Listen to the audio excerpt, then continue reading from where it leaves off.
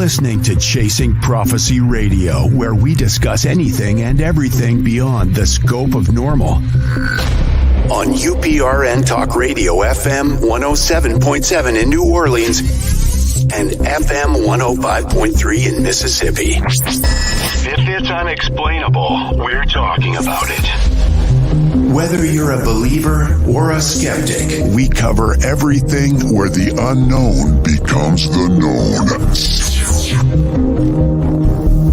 And now, here are your hosts, Jenny Nicasio and Tom Callway.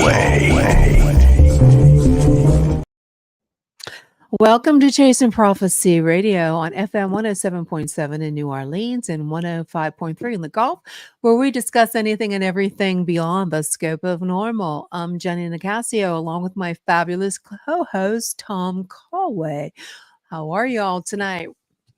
Yes. How is everybody? Jenny, how are you? Did you survive the Northern Lights down in Pittsburgh?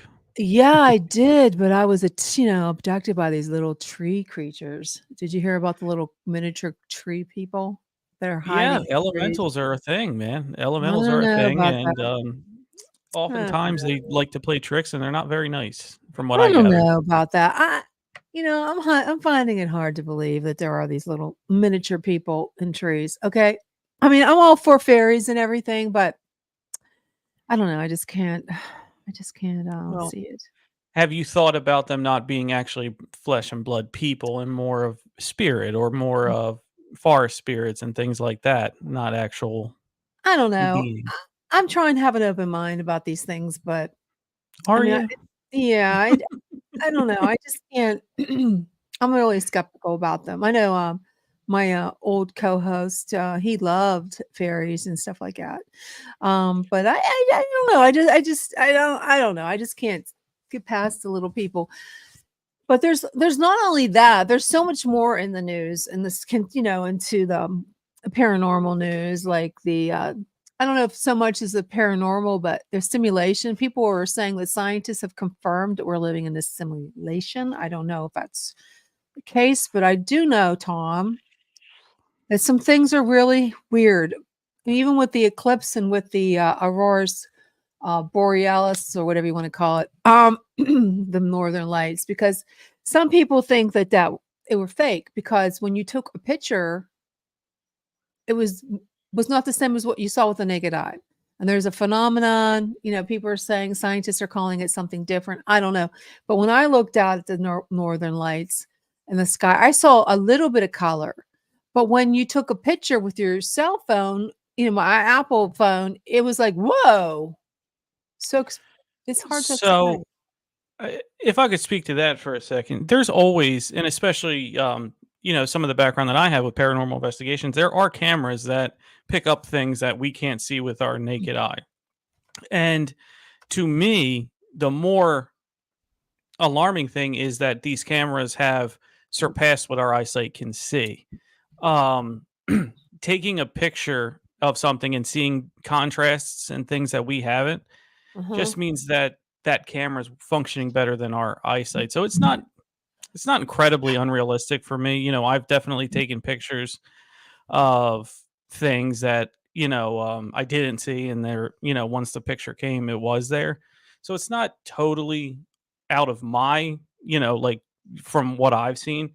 But if you haven't experienced that, yeah, absolutely, it's going to sound that way. And you're not the first person to say that. Like, it happened with a bunch of people that I knew taking pictures in my local Westchester, Philadelphia area here. Yeah. And people are like, I take a picture of something and it doesn't look the way that it seems. You know what I mean? It's not what I took a picture of. And, jumping off of that to the simulation, I believe I told you about. Now I'm going to protect his identity because he asked me to, but we have firsthand knowledge of an internationally known, renowned professor and doctor who, being a scientist, he's not going to say this is definite, but he's saying, I know what I got and this is what I got. You know what I mean about the second law of infodynamics, Yeah. and I'm sure I'm butchering it, but I talked to him personally. I mean, you've seen the messages, Jenny. That Yeah, I did. I mean, it's straight from the horse's mouth, right? Yep. I don't know. If we are, we're in trouble, because how do we know what is real and what is not real, and what are we seeing? I mean, like, how do we know the Northern Lights wasn't some kind of CGI thing too? Well, in the spirit of science and things like that, I don't know. I can't. I don't think you would be able to prove one way or the other, right? Yeah.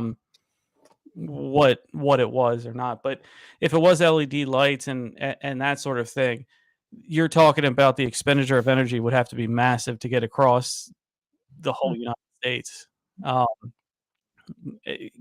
Can it be done? You can have laser shows everywhere. We've seen that. Yeah. But this, long story short, I wouldn't be able to tell you one way or the other from an IT and scientific point of view. Understood. I just want to say let's put a pin in hello to that. everybody. Nicole, Cindy, how are you Yes. tonight? And if you have any questions for our guests, well, we should probably bring them on, because we got Absolutely. so Wonderful guest. I was chatting with him before the show. yeah. So we have a special guest. His name is Mark Anthony. He is a psychic lawyer, which is really cool. He's also a fourth generation psychic who communicates with spirit. He's an Oxford educated attorney, licensed and practiced law in Florida, Washington, D.C., and before the United States Supreme Court. He recently won a Homie Award for Best Psychic Medium. That is so impressive. And Mark's also appeared nationwide on radios, including CBS TV, The Doctors, TV Beyond Belief. He co-hosts a live stream, The Psychic and the Doc, on Transformation Network. The Psychic Explorer travels to mystical locations in remote corners of the world to examine ancient mysteries and supernatural phenomenon. He is featured speaker at conferences, expos, universities, which include Brown, Columbia, and Harvard. And yeah, wow, this is really impressive. Ooh. And Mark is also an author of 3 best-selling books. His latest, Afternoon at Tiffany's now. The Afterlife Frequency, which has won multiple awards. He was ranked as one of the top books about faith and was up for a Pulitzer. Wow. His other best-selling books are Never Letting Go, Evidence of Eternity, and he's also a VIP executive contributor. Wow. For the Best Holistic Life magazine. We're going to go ahead and bring him in without further ado. Welcome to Chasing Prophecy, Mark. So great to have you. That's Mark. A big resume. Thank you, Jenny. Thank you, Tom. I appreciate having me on the show.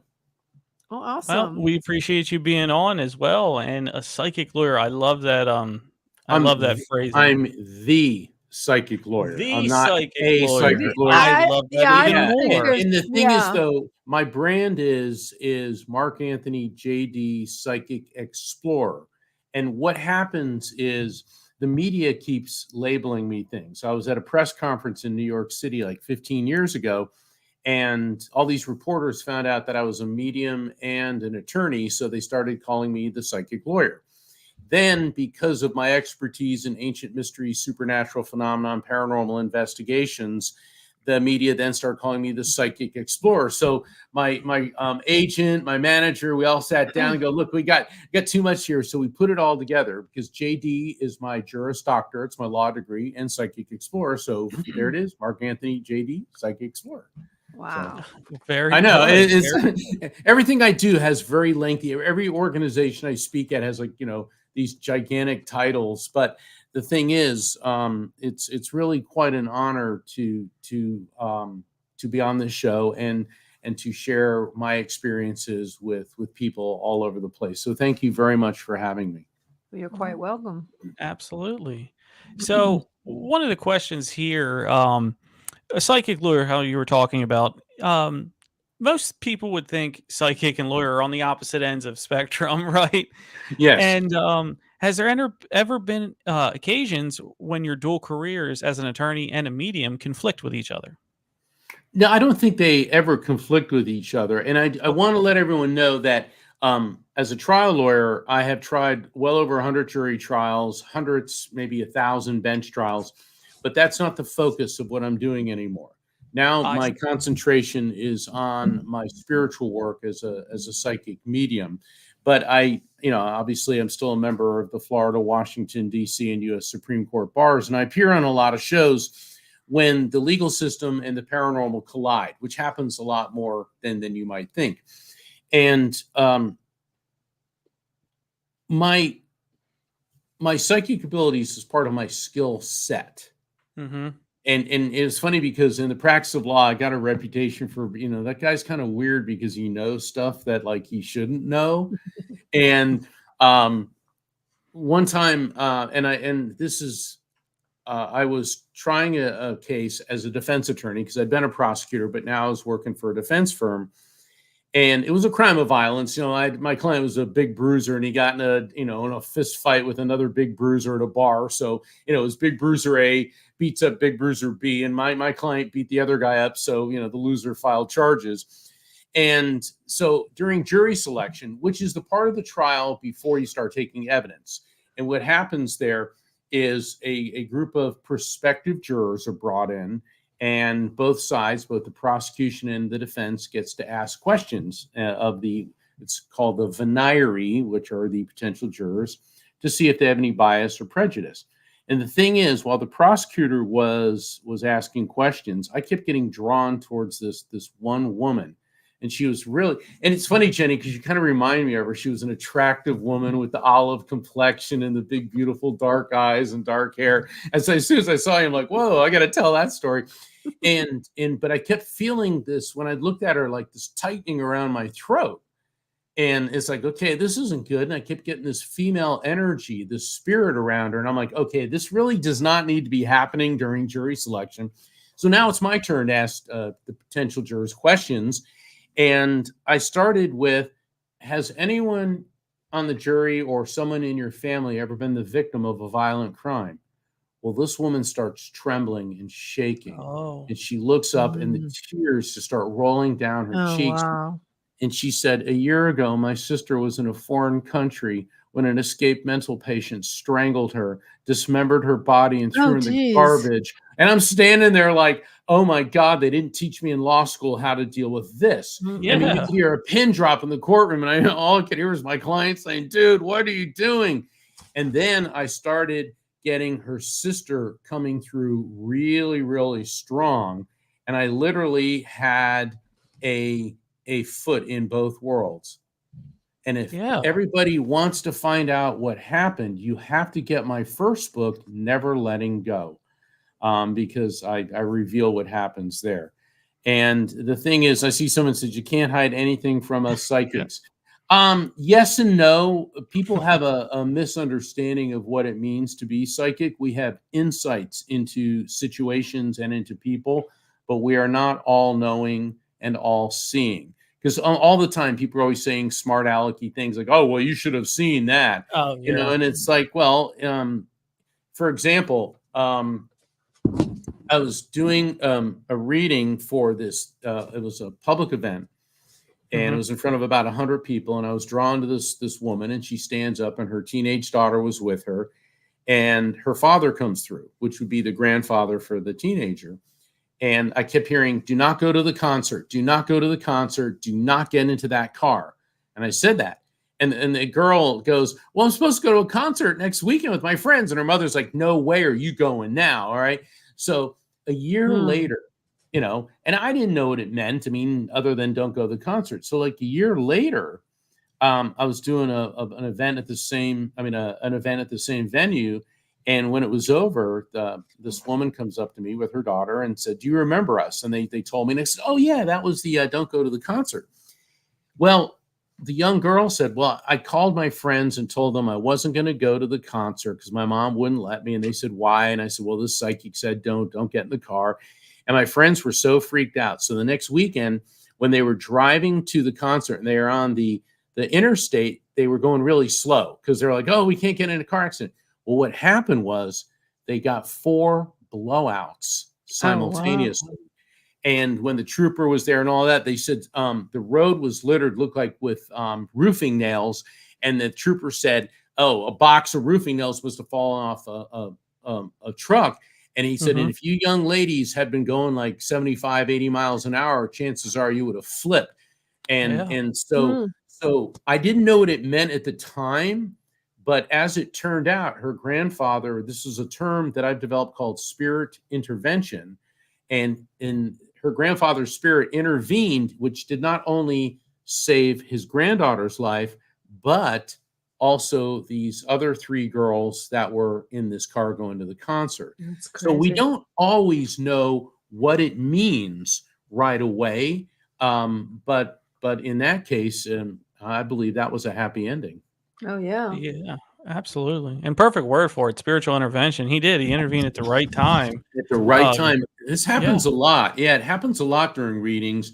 You'll get a lot of health advice. And I always tell people, check everything with your doctor.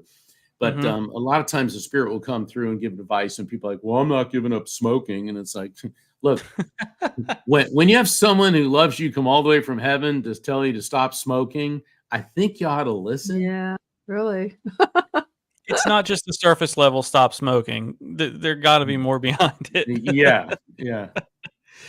So, all right. In the afterlife frequency, you write about how it was growing up psychic. When did you first realize that you had this ability? I was about 3.5 years old, and all of a sudden I started playing with my invisible friends. Now, it's not unusual for a little kid, toddler, to have invisible friends. But when mommy and daddy can see who they are too, because both of my parents had these abilities as well. It runs in the family on both sides. And, my dad was a Navy SEAL. And then after the Navy, he became an aerospace engineer. My mom was a commercial illustrator artist. Mom was like so cool. And the thing is, I remember mom going, "Oh, he's got it." And my dad going, "Oh, geez, he's got it." Like that, because they had very different reactions. My mom's side of the family was Italian, and the Italians are very accepting of these abilities. They look at it as a gift from God. My dad's family, even though he had 4 siblings, one of his sisters was a medium, and his mother and his maternal grandmother was as well. But they were from a very Pennsylvania waspy Protestant family that you just didn't discuss it in public. And he was afraid how people would treat me. So he was like, "Don't tell anyone but mommy and daddy. You can tell us everything you want, but don't talk about it outside of the house." Absolutely. Yeah. How was it different growing up with parents that are mediums and psychic than normal? Well, I couldn't get away with much because and I think all parents have that thing, when your kids are doing something, or if something happens, you get that premonition, that feeling. Excuse me. Sorry, I'm at the tail end of the flu, so pardon me. But my parents always knew when I was trying to get away with something. And especially when I was a teenage boy. And the thing is, teenage boys are always up to something. It doesn't mean it's necessarily negative, but come on, it's teenage boys, And but it was cool because I'd come home from school and mom would say, "I saw a spirit today." And I'd be like, "Oh, cool. Do we have any peanut butter?" And she's like, "Over there." And I'd be making a sandwich and she'd be telling me about the spirit. And our conversations at dinner, we talk about Jesus and Buddha and St. Francis and Gandhi and kind of all together. And the thing is, looking back on it, it was such an honor. I was so lucky to have had parents like that. And the thing is, Jenny, to me, it was my normal. And then when I got around other guys and girls, my age, and I'd meet their families, it's like, yeah, my family's definitely different. Yeah. Oh, yeah. We were kind of like the Addams family, It was like we were the weird but the cool They're family. fun. Yeah, it's a cool, fun family. Well, they are fun. Yeah, they were fun. And I didn't realize how many people in our neighborhood knew about my family until at my mom's celebration of life.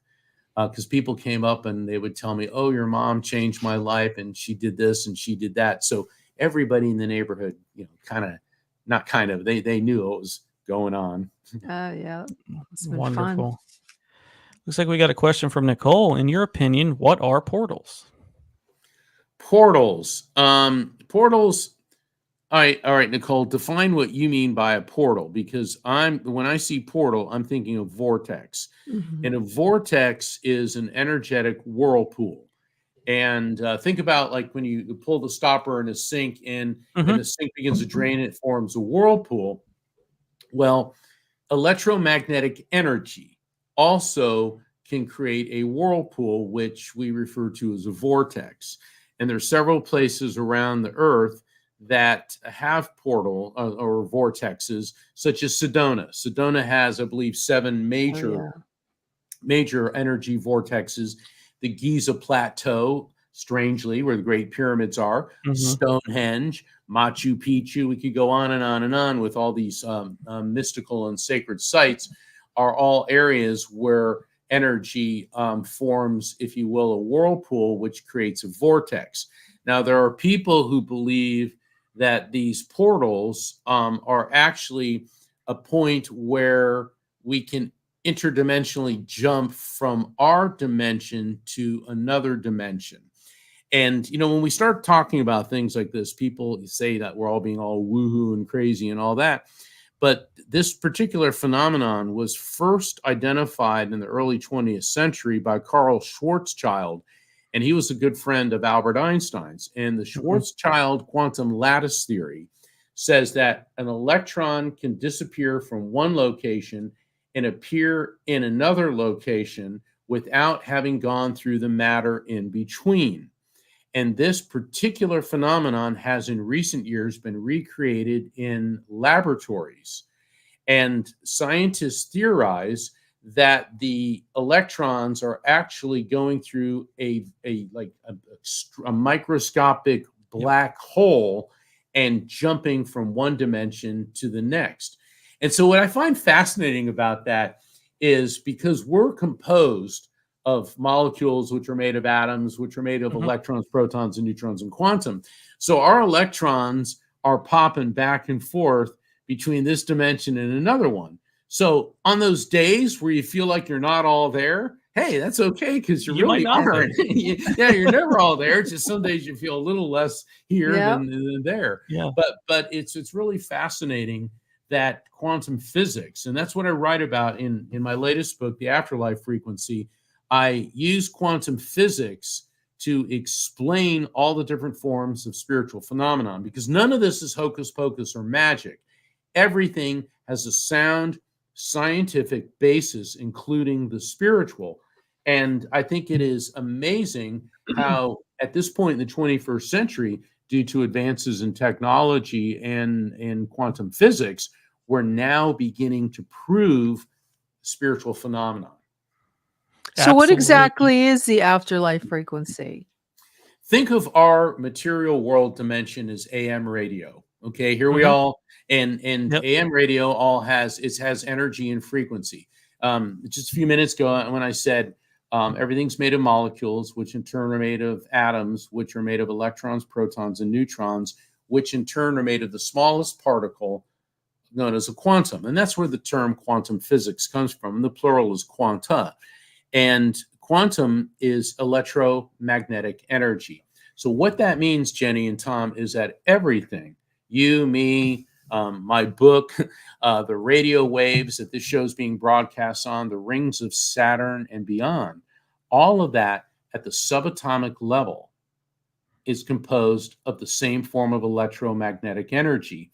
Now, why are we alive and why is the microphones that we're talking into are not alive is because everything vibrates at different frequencies. So our vibration would be at a higher frequency than would an inanimate, or what we would call an inanimate object. The afterlife frequency is think of that as FM radio. Okay. So it's at a higher frequency modulation. So we have two energetic systems, the AM radio, which is the material world, and the FM radio, which is the afterlife frequency. So that when we die, our soul, which I call the electromagnetic soul, okay, and I can get into explaining that later, literally quantum leaps from AM to FM. Okay. And the thing is, even though the two systems are separate and distinct, there are times when we get frequency overlap. And see, both of you are involved in paranormal investigations and talking about these things. And so that's what we do as paranormal investigators, as mediums, near-death experiencers, out-of-body experiences, deathbed vision, shared death experiences. We're getting caught in the zone in between our material world frequency and the afterlife frequency. Absolutely, absolutely. It's a great definition and great explanation for everything. I actually had heard my first time hearing about molecules disappearing in between matter and thing was about 5 years ago in a study on in CERN in the Large Hadron Collider where they were Yes. experiencing those things, and they didn't know where it could go, and the only thing that they could theorize was it was traveling between, like you said, a worm or a A black wormhole. hole and Yeah. then traveling to the Yeah. other side. And I love the idea of, you know, let me ask you this. Is consciousness the threshold for being alive versus being inanimate? Is that where that line is of vibration? Well, okay. The electromagnetic soul, let me start there, Okay, is sure. okay. We know from faith, every great belief system teaches that the soul pre-exists the body, comes into the body, moves on after the body dies. They all Yes. teach that. Hinduism, Jainism, Sikhism, Judaism, Christianity, Islam. I mean, we can go on and on and on. Native American spirituality. We know from the laws of thermodynamics and physics that energy is neither created nor destroyed, only transferred from one form to another. The brain, even though it's only 2% of the body's weight, uses over 20% of the body's electromagnetic energy. So the brain is like a computer hard drive. It did not create the consciousness, it merely hosts it. So when the consciousness, when the brain, the hard drive crashes, in other words, when we die, that I call our electromagnetic soul, which describes what we really are, pure consciousness, which is eternal electromagnetic energy, then leaves and is a coherent EM quantum field. Okay. Now, consciousness, and I know that scientists say they're proving that this is all an illusion, and I differ with them on that. I've conducted over 15,000 readings. I've communicated with hundreds of thousands of spirits, and I can assure you that we are living in the material world. What we are perceiving and going through is real. It is not a holographic projection. And I know that there's scientists who disagree with me, but they're not mediums. I am. And I'm also a student of science and quantum physics. And the thing is, come on, how many people would project and voluntarily create a holographic projection of having cancer or paralysis or losing a child? Come on, give me a break. All right. There's sometimes an element of reality needs to come into this. What we are experiencing is real. And when we physically die, who and what we are, our electromagnetic soul lives on after that. Okay. So I have ahead, a Jenny. question. Yeah. Yeah. Like we were talking to another psychic not too long ago. Was it last week? Who said that we choose our life? No, I asked her this. You mean you're telling me that we choose to have cancer, we choose to be in horrible accidents, we choose to be raped, we choose, abuse. Yeah. And she said, "Yeah." Now, what do you feel about Well, that? I do a lot of work with reincarnation studies. In fact, I just concluded the first part of my 2024 tour, and I was at two different reincarnation conferences where I presented the science behind it, plus some case studies, which are really fascinating. And there, it seems to suggest that we may actually choose these lives. And Jenny, Why? I'm with you. Why would somebody choose to lose a child or become a quadriplegic or have Yeah, I don't cancer get or it. whatever? But then again, we're also looking at our life from a finite material world perspective. And as my dear friend Rhonda Schwartz, fellow medium, said, we have one life and it is eternal. So we have this EMS that comes into the material world, goes to the afterlife frequency, comes back, gets reincarnated. And so we may live like, say, 90 years, but when you're looking at eternity, that's not even a nanosecond. Yep. And it appears that we go through a series of experiences in the material world, and how we deal with them appears, and I'm saying appears because nobody knows for certain in finite form, that it has a direct relationship to what happens when we leave this world. So in other words, if you're Mother Teresa, I believe you're going to go into a higher frequency than Osama bin Laden. Okay. Mm-hmm. Yeah. Yeah, absolutely. And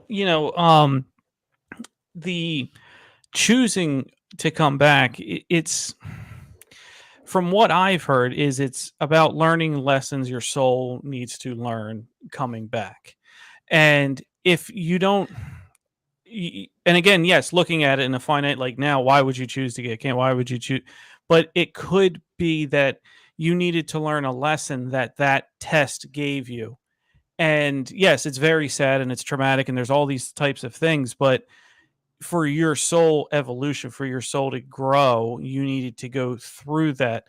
If somebody, let me put it this way, if somebody had cancer or lost a kid, but in their previous life they were Hitler, do you think, that kind of evens out? Or do you think that, no, they shouldn't have had that anyway? It's about the travel. And you're right. You only see a microcosm, Right. Mark. You know what I mean? If they've been around, and say there's only X amount of souls on Earth, and once you die, you go into the light and you come out as a baby. You know what I mean? In 2000, say 2,000 years, let's just start at BC. If you started 2,000 years and you had cancer and died for 3 of those years, but you've been on the planet ever since, and you've had ups and you've had downs, you have to take the whole journey into consideration, not just picking that I'm going to have cancer this life. Yeah, it's hard to say because, when you're healthy, you have 1,000 wishes, and when you're sick, you have one wish. It's true. It's very true. It is true.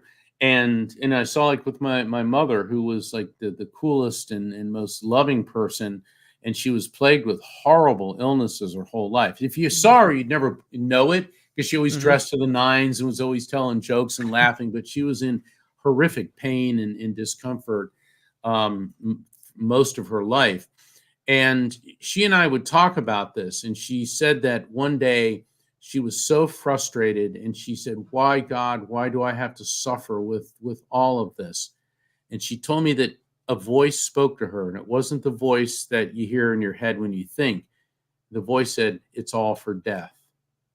And I said, "Well, Mom, that sounds kind of macabre." She goes, "Actually, it wasn't. When I heard that, it made me realize that everything that I'm going through now is directly proportional to what's going to happen when I leave this world."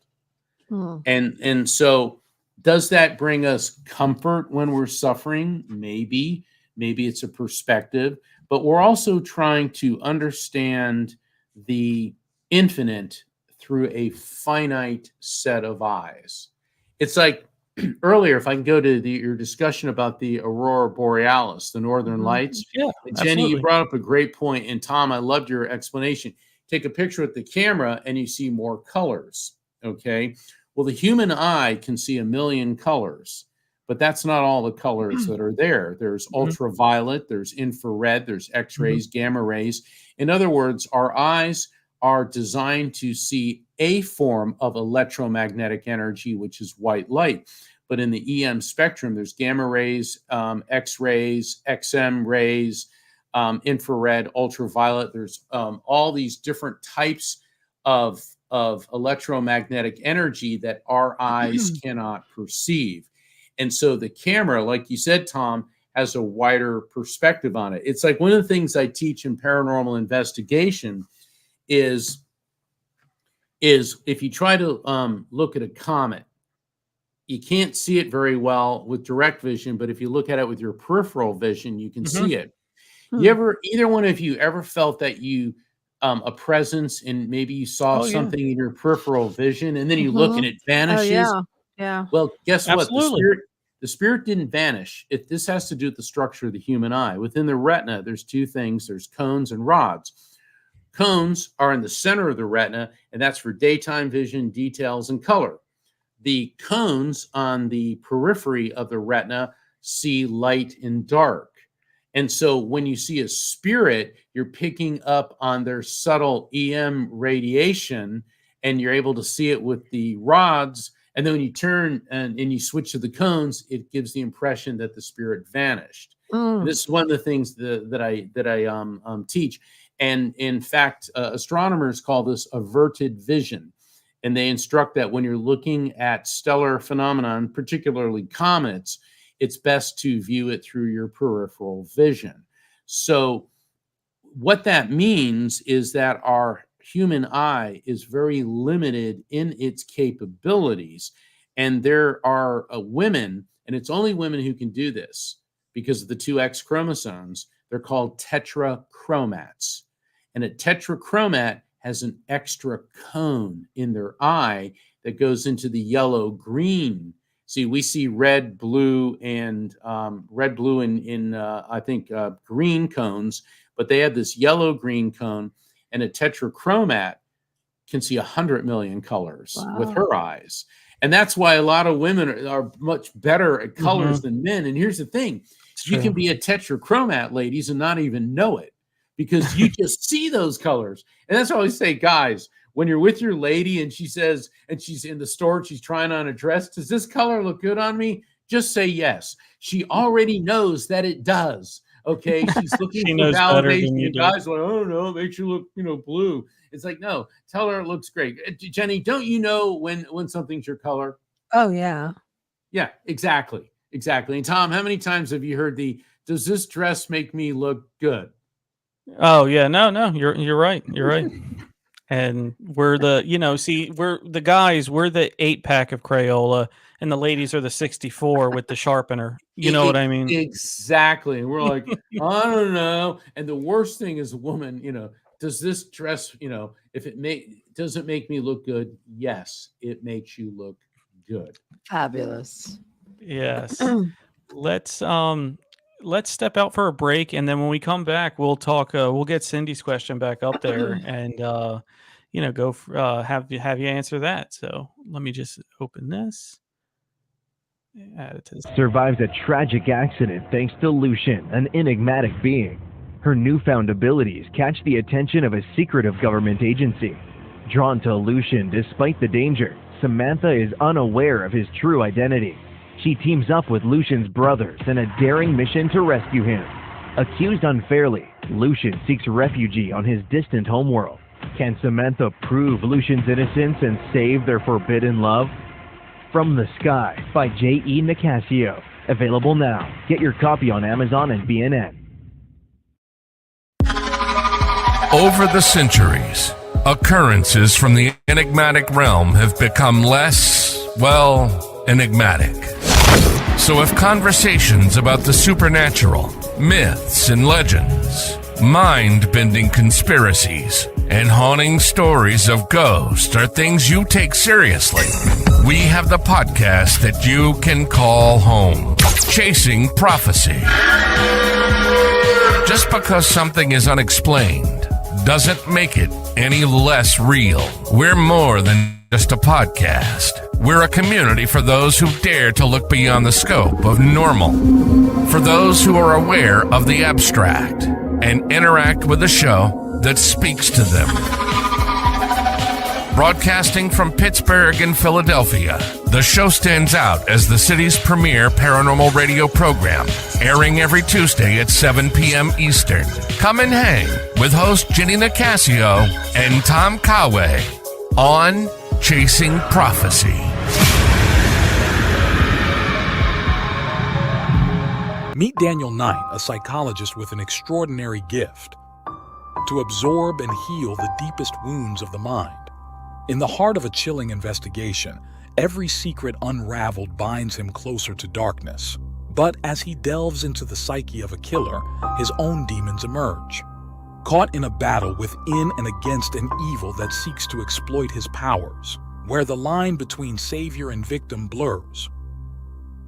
Dare to heal the wounds of the mind. Welcome Healer, to the read it extraordinary today. world of the Chasing Prophecy radio show, where we delve into the mysteries of the universe and the depths of the human mind. Our listeners are a unique blend of curious minds and adventurous spirits, always eager to learn, explore, and discover. They're not just listeners, they're a community. And what better way to reach this vibrant, engaged audience than by advertising with us? When you advertise on Chasing Prophecy, you're not just buying airtime. You're becoming a part of a conversation, a part of our family. We offer a variety of advertising packages tailored to fit your needs and budget. And with our dedicated team, we'll ensure your message resonates with our listeners. So why wait? Grab this opportunity to amplify your brand with Chasing Prophecy Radio Show.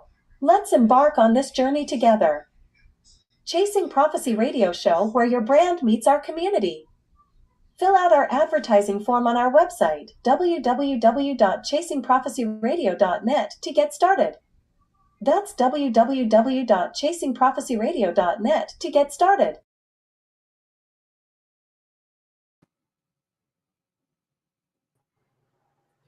Oops. There we go. There we go. All right, we're back. Thank you everyone for holding on right there. And let's get Cindy's question back up. And Cindy, you're such a loyal follower of the show. We want to get your question answered. If your loved one passes away, can they still communicate with you through a medium as it's the same soul? Absolutely. And that's what I do. Okay. That's what I do is I facilitate communication between people in our world with loved ones in spirit. And people want to find out about what I do, please visit my website, afterlifefrequency.com, just like my latest book, Afterlife Frequency. And Cindy, my book, The Afterlife Frequency, explains how this happens. Because once again, spirit communication is explainable through sound scientific principles. It's not hocus pocus. It's not magic, because the electromagnetic soul, which is a spirit, is able to communicate with everybody here in this world. But for example, the medium, think of a reading as like a triangle, and the electromagnetic soul of your spirits in your loved ones in spirit are at the top. You're at one side of the triangle. I'm at the other. And there's this three-way communication. The spirit emits EM frequencies that go into my brain and get converted into recognizable concepts based on my memories, feelings, and cultural associations. I describe those to you, and you're able to validate them. And then the more we develop a rapport with the spirit, and the more you're able to validate, then the spirit's able to transmit deeper and more thoughtful and more meaningful messages. So I hope that in a nutshell answers your question. Yeah, it looks like it did. And one thing Mark, is I heard you say it a couple times, but it's so true, and I really want to emphasize that point. Is it's not hocus pocus. We take a scientific approach, and you know why? Because Mark, you, me, Jenny, we're on the inside. It's our community, and we have to be more skeptical than the skeptics, because if we lose credibility, we're done. So we have to be the ones to self-govern in a way. You know what I mean? And not claim everything is paranormal. Well, the paranormal is actually normal, and paranormal means outside of the normal, and supernatural basically means the same thing, outside of the natural. But the truth of the matter is, everybody who's a parent experiences psychic phenomenon. Have you ever been any place and all of a sudden you knew something was wrong with your child? Yep. And it was. Now, what? Do you think that was just a coincidence? This is what I call the phenomenon of frequency beacons. Think of everyone that you know and love, both in this world and in spirit, as connected through a three-dimensional spider web. Now, how does the spider web work? Frequency, vibration. Something hits the web and it sends this vibration along the web to you. Okay? So it's even more intensified when your loved one's in spirit, because they're not encumbered with a physical body. For example, have you ever been in your car and you're driving along and all of a sudden you feel compelled to turn on the radio and then immediately there is that song that makes you think about that loved one? Now, do you think that was just a coincidence? What are radio waves? Oh my gosh, they're electromagnetic energy. What is Yep. a spirit? Oh my gosh, electromagnetic energy. So that's their way of sending that that vibration, that frequency beacon to you to prompt you to turn on the radio. What about seeing a number sequence? Let's say I'm just making one up, like 141. Let's say, gosh, every time I look at the clock, it says 141, or I see 141, and that makes me think of my father who passed. Well, do you think that's a fluke? What, have you ever smelled a familiar scent and there's no source for it? I remember for like 6 months after my mom died, I kept smelling Chanel No. 5 in my car, and that was her cologne or her perfume was Chanel No. 5. That was my mom's cologne too. Yeah, That's weird. It made it now, isn't that interesting how I brought that up? So that must be your mom saying, hey, say Chanel No. 5. But the thing is, these type of things are not coincidental. It's what I refer to as spiritual synchronicity.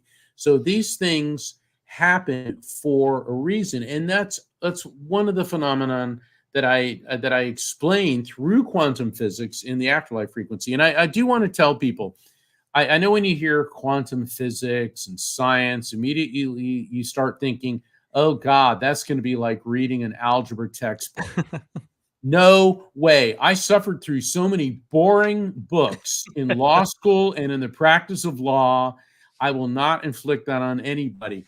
The way I write all my books like juicy novels, and I work the science in to make it entertaining but educational. I've read so many. I remember I was in law school, and we had to take federal basic income taxation. I knew I was never going to be a tax lawyer, but you have to take it because it teaches you how to read statutes. Oh my God, and the IRS code's like this thick. And it's the most boring. And I remember sitting there, and I was in the library, and I was going to pull my hair out. And then I looked up, and there was this book, and it was about my favorite judge, or one of them. His name was Judge Learned Hand. I mean, when you name your kid Learned Hand, they better be a famous judge, because I'm sure he got beat up a lot on the way home. But anyway, Learned Hand was absolutely brilliant, and he was a huge influence on the course of American jurisprudence. And I opened the book, and it went right to this page where he was talking about the Internal Revenue Code. And he said, it is a meaningless procession of cross references and exceptions which dance before my eyes in incomprehensible manner. And I started laughing, going, all right, if Learned Hand was having a hard time with the IRS code, I'm okay. Yeah. Learned Hand. You're not a blacksmith with that name. No, Learned Hand. And it's really that's a wonderful story about Learned Hand. He was a very influential New York state appellate judge, but because back like in the 1920s or something, when he was a college student, he attended a Communist Party meeting because he was curious. And that came up when they wanted to appoint him to the United States Supreme Court. That kept him off. That kept him off. One of those brilliant minds in American jurisprudence. Because when I was a college student, I remember going to a Hindu thing, because I was always interested in all these different things. I remember I saw this guy, he wrote a book on Austrian Nazism. I wanted to see what he had to say. It doesn't mean I'm a Nazi. But he spent all this time researching it. And I went to the Soviet Union, before it collapsed. And that doesn't mean I'm a communist, but I was a student of politics and history and theology. And I wanted to understand these things. And so when something like that comes back and bites you on the wazoo, that's not right. Now, so. Yeah. I mean, some of those people got treated very unfairly. And it was a time where you didn't have as much things to go in your direction. But I still remember this. I don't know why, but I did in 5th grade a report on Finland and what they do for Christmas. So let that get out, and now I'm a Scandinavian socialist. You know what I mean? That's how it would be. You know what I mean? That's how it would be. But you know, it's a shame. You know, he's not the only one. I'm sure there are plenty of other people. You know, Oppenheimer was the big movie that came out, and he Yeah. dabbled in the same thing. And, you know, you keep the best and brightest away Hmm. for these trivial things and blow them out to epic proportions. Oh, yeah. It's just let's just call the world is a work in progress. That's for sure. Progress. Big work in progress. Yeah. Big work, little progress. Is that what you said? I couldn't agree more. Couldn't agree more, Jenny. It's the late great Jimi Hendrix, rock and roll guitar genius, said that when the power of love, there won't be peace until the power of love overcomes the love of power. Oh, yeah. Yeah. Yes, definitely. You get in power, and now you got to stay in power. That's the thing. So, do you have any hope for us? I mean, come on, you're the psychic explorer. You should have some Well- kind of insight for us to go on from here. Well, first off, I say this with all sincerity. I tell everyone all the time, pray for peace. Mhm. I don't Okay. advocate any particular religion because, as Gandhi said, what religion is God? And think about it. You know, Yeah. people say, well, it's the one true faith. It's like, really? Yeah, right. The thing is, prayer is when we talk to the divine power. Meditation is when we listen. And, you know, Mhm. people say, well, prayer doesn't matter. It's like, yeah, but let's put that energetic vibration because thoughts are EM energy. Keep putting that out there. Also, in the readings I've conducted, and I'm not a fortune teller, okay, but occasionally spirits will give me information. It's like back in, excuse me, late 2019, I was doing readings for all these people, and their loved ones had come through, and they'd all be wearing surgical masks, and they all kept saying March 2020, March 2020. And I'm like, well, are you like in the medical profession? Or and nobody's like, I don't know what this is. All right, well, then March 2020 rolls around, and I start getting emails right and left from people saying, now we know what this Yeah. means, because that's when Yeah. we have to go into lockdown. So the spirits were in their way letting us know what was coming. What they've also told me is that because of COVID, the world was given a glimpse. In other words, in that lockdown that was not quite 2 months, dolphins started to reappear in the canals of Venice. People could see the skylines in Mumbai and in Beijing because the air pollution started disappearing. Things started regrowing in national parks. Basically, nature was making a comeback. People were spending time with their children because they were home with them. And the message was that we were given a glimpse of what we could do if we put our brain trust together. Because in that time, all the scientists in the world were sharing information and developed a diagnosis, testing, and a vaccine for COVID. So we have, the message was, we have on planet Earth right now the geniuses, the scientists, the brain power to solve all of our problems. Think about it. If all of our scientists, instead of trying to figure out ways to blow up each other and create weapons of mass destruction, and I'm not getting on a soapbox here, this is not political. No. Think about it. If all of our geniuses were working on water quality, air quality, how to reforest, clean energy solutions, we can do it. We have the intelligence. So COVID gave us a glimpse, and they also told me that the next 10 years, which is now the next 8 years, is going to be very difficult for humanity, but then things will stabilize. In other words, it does not appear that we're going to go into a nuclear war. All right. Now, that's nice for me to say. That's what they told me. But usually pretty much every time when they give me a message like that, they're right on the money. But does that mean not a major nuclear war? Does that mean a little nuclear war? I mean, Nuclear war. because the problem is you get these ego driven, and ego stands for edging God out, because no message from the divine, no messages from spirits are about anger, bigotry, hatred, and violence. Those are all byproducts of the ego. and the ego is created by the mind, not the spirit. Okay. And so for like these religious fanatics that, you know, blow up little kids and fly planes into buildings and all that, they may say, oh, they're receiving directives from God. No, they're receiving directives from their ego, edging God out. That's True right. spiritual messages are about love, healing, peace, compassion, protection, and resolution. They're healing and empowering and loving messages.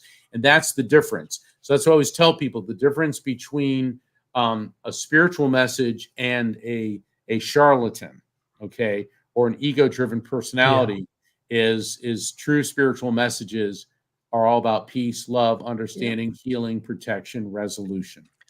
Okay. So, Mark, we only have a few seconds left. Do you want to tell everybody where they can find you and where to find your books?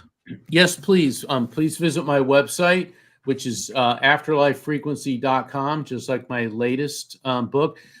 Sign up for my website. Sign up for my newsletter. I do a live stream show every Thursday, The Psychic and the Doc. You can call in, and I do readings. And my co-host is a Dr. Pat, the world-renowned behavioral psychologist. And I'm on a nationwide tour. I'm going to be all over the place. So visit my website, afterlifefrequency.com. And Tom and Jenny, it has been an absolute pleasure. I want to thank you. I especially want to thank your listeners. Everybody, please keep tuning in. God bless you all. Namaste. Yes, thank you. Thank and you, we'll Mark. see everybody next week. I'm trying.